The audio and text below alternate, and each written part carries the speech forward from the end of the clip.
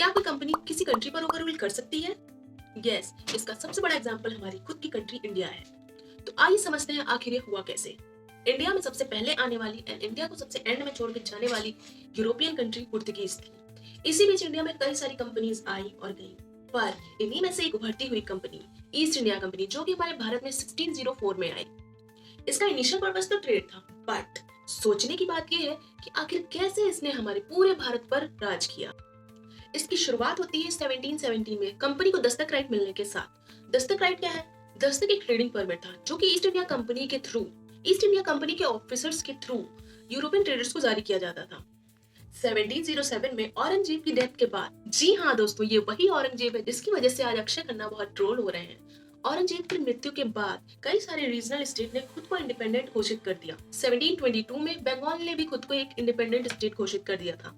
एक तरफ थे सिराजुद्दौला और दूसरी तरफ थी east India company, means Britishers, और इन्हीं दोनों के बीच हुआ एक घमासान युद्ध। जी हाँ दोस्तों, जिसे आज हम बैटल ऑफ पलासी के नाम से जानते हैं। And battle of Plassey britishers के लिए माइलस्टोन्स की तरह रही। तो आइए जानते हैं आखिर बैटल के पीछे का रीजन क्या था। 1756 में जब सिराजुद्दौला नवाब बने तो कोई भी ब्रिटिशर्स उनसे मिलने के लिए नहीं आया, एंड यहाँ तक कि सिराजुद्दौला से कासिम बाजार का सुपरविजन भी रोक दिया गया। And yes, that was the matter of shame and aggression. But सबसे इंपॉर्टेंट एंड सबसे बड़ा रीजन ब्लैक होल ट्रेजेडी था। दोस्तों, अगर आपको ब्लैक होल ट्रेजेडी का एक फुल वीडियो चाहिए तो please comment me in the comment section. After black hole tragedy, Robert Clive ने फोर्ट विलियम एंड कैलकाटा को वापस से हासिल कर लिया एंड सिराजुद्दीन दौला के खिलाफ एक ऐसी साजिश रची जिसका एहसास सिराजुद्दौला को बैटल की पीरियड में हुआ। जिस कॉन्स्पिरेसी के अंदर यह तय हुआ कि मीर जाफर जो कि सिराजुद्दौला का एक खास कमांडर था, यह तय हुआ कि उसे बंगाल का नया नवाब बना दिया जाएगा।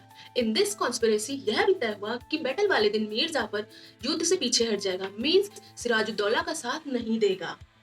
और इसी का फायदा उठाते हुए रॉबर्ट क्लाइव ने अपनी 1100 आर्मी के साथ सिराजुद्दौला की 4000 आर्मी को हरा दिया एंड सिराजुद्दौला का कत्ल मीर जाफर के बेटे मीरान ने किया। और इसी के साथ मीर जाफर को बंगाल का नया नवाब बना दिया गया और यहाँ से शुरू हुआ ईस्ट इंडिया कंपनी का एम्पायर। और न जाने कितने सालों तक ईस्ट इंडिया कंपनी ने हमारे भारत पर राज किया। एंड दोस्तों, अगर आपको ब्लैक होल ट्रेजेडी का एक फुल डिटेल वीडियो चाहिए तो प्लीज मुझे कमेंट में जरूर बताएं।